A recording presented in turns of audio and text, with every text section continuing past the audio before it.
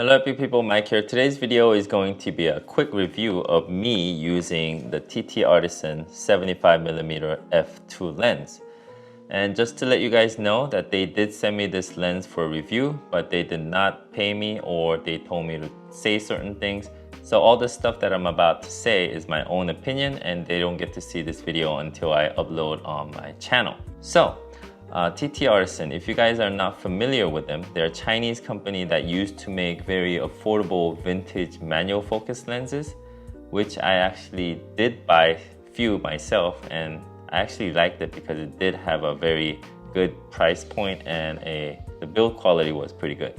But it seems like they started making autofocus lenses now, which is a good thing. So before I even talk about like specs or anything, I just wanted to tell you how much this lens costs. This lens costs $178 US. So with tax around $200. I just hope you guys to keep that in mind while I talk about this lens, because the price, $200, I don't think you can get anything better than this. Anyway, so let's talk about the spec. So it is a 75mm f2 full frame autofocus lens. It does come with different mount systems, and this lens, the body is fully metal built lens except for three parts, which is the lens cap, lens hood, and the mount cover. And something special about this mount cover is it does have an electronic contact to your lens and a USB-C port, which you will need to update your firmware later in the future. And also this weighs about 328 grams. I believe this is lighter than the Sony 85 1.8, and it is also slimmer. And I think with an f2 lens, this is very compact, which is nice. It does have a 62mm filter thread. I think that is pretty normal. And it does have a 9 aperture blade, which gives you a very circular bokeh. And unfortunately, this lens is not weather sealed, but like I said, remember the price. So let's talk about some pros and cons while I show you some of my sample images that I took. First of all, the most important is autofocus. And I can just straight up tell you that the autofocus is awesome. And I do own various Sony GM lenses, so I know how these Sony lenses and Sony cameras perform with their native lenses at their peak level. So to be honest, I didn't really feel that much different.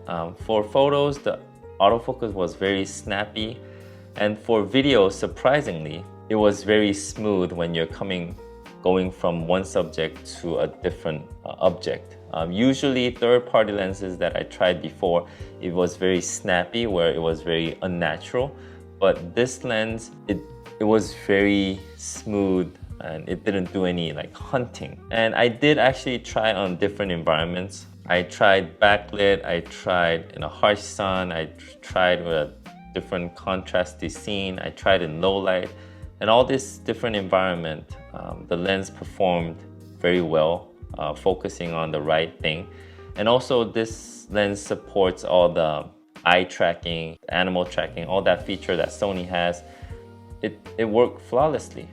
So I was actually very surprised with the performance on the autofocus. I didn't really do a pixel peeping on all the images and videos that I actually took. I did couple, and I found out at f2 wide open, the middle is very sharp, but the edges, it's not as sharp as the middle of the frame, but it didn't really bother me. It wasn't something where I noticed like, oh, those are way blurrier than the middle. It's not something that people will notice if you're just looking at the pictures and the video. And I didn't really notice that much of a chromatic aberration. I think this lens controls it very well. If you zoom in, you'll probably see very minimal, but it's not to a point where you will notice it. So I think the chromatic aberration control is very nice on this lens. It didn't really bother me, but there is a little bit of a pincushion distortion and also a little bit of vignetting, but I personally like the little bit of a vignetting when I'm taking portrait photos and stuff like that. It gives you a little bit more focus on the subject. But if you guys don't really like that vignetting, it's not that noticeable and it's pretty easy to fix. So just letting you guys know there's a little bit of pincushion and a little bit of vignette. So bokeh, it does have a very creamy bokeh and circular bokeh in the middle, and towards the edges it does become cat's eye. But the bokeh was very clean, it wasn't that busy, so in my opinion it's great. And some people might not like the 75mm. It was my first time actually using a 75mm focal length, but I kind of got used to it pretty quick. 85, 75, it wasn't as much of a difference compared to the wider end versus the telephoto end. So 10mm, you'll get used to it pretty quickly. And there's a benefit of using 75mm in video. Obviously, this lens does not have a built-in stave, so I do use a body Sony active stabilization. So when I apply the active stabilization on the 75mm, it does get a 1.1 crop. So the actual focal length become 82 point something? Yeah, 82.5. And for instance, for ZVE1, if you're using dynamic stave, you get 1.3 times the crop, and it becomes 97.5. Yeah, 97.5. So it's better if you're using 75 than 85, because if you're using 85 focal length, you get a way more tighter focal length when you're using stave on video. So let's talk about some of the cons. I have very few, but it might be very important for some people. Focus breathing.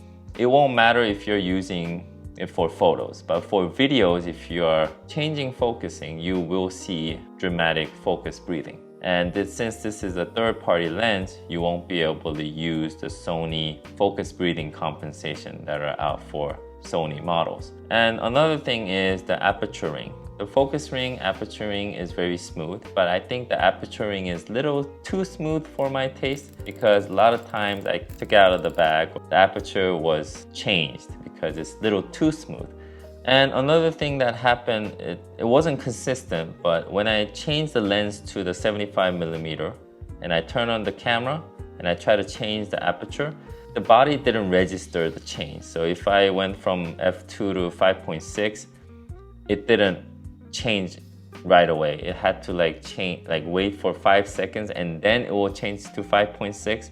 But after that first initial change, it's smooth. It can go anywhere pretty quickly, but hopefully they can change it or update it on a firmware. And the last but not least is the flare. And this is going to be a personal preference, because some people like flare. I don't really mind, but this lens does get some crazy flare if you're shooting and the light hits your lens, even with the hood. Long story short, easy. If you're looking for a budget portrait lens, just get this.